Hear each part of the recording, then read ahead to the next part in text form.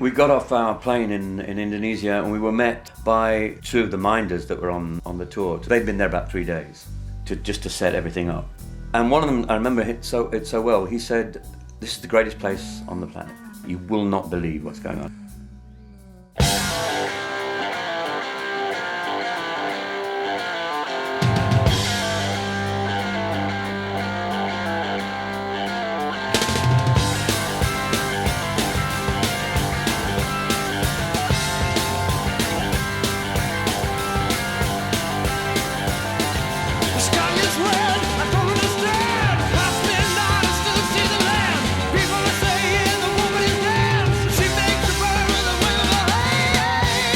In 1975, supergroup Deep Purple were at the height of their success.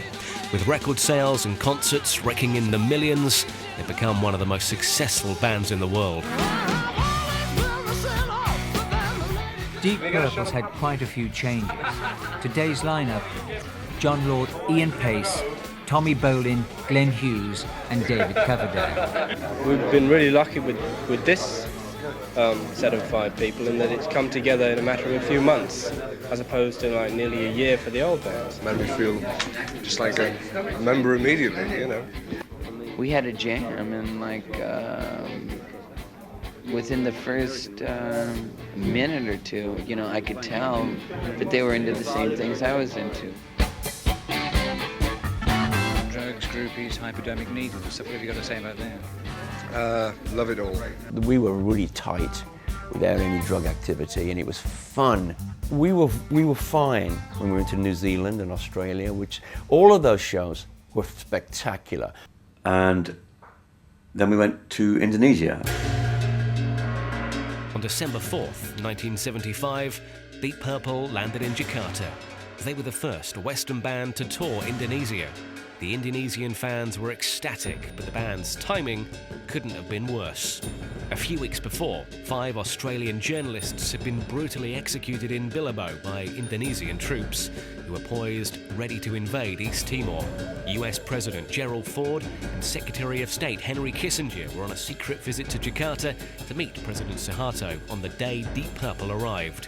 Regional politics was on a knife edge. Jakarta was on high alert, and Deep Purple's private jet was diverted. We fly into the jungle, and the pilot is telling me later that you couldn't see anything but jungle, and there was this small airstrip in Jakarta. Tens and tens of thousands. We're the first band to play there from America and England. In the convoy with our cars were tanks, a couple of army tanks and army people walking on the side, and people lining the highway.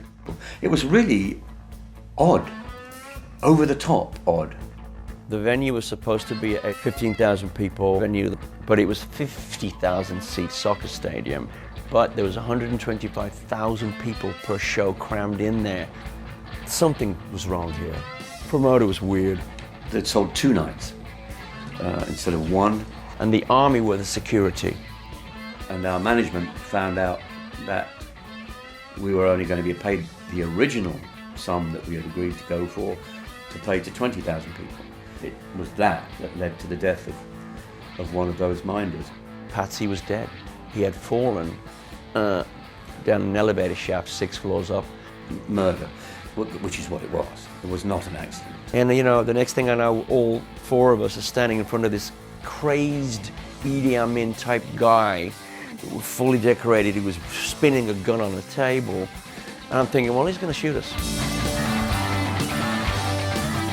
Renegade contracts, intimidation, riots, sabotage, jail and murder.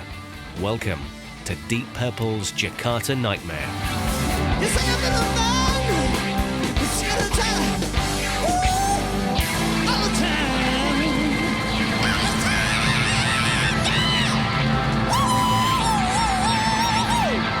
I don't know how we got out of that country alive.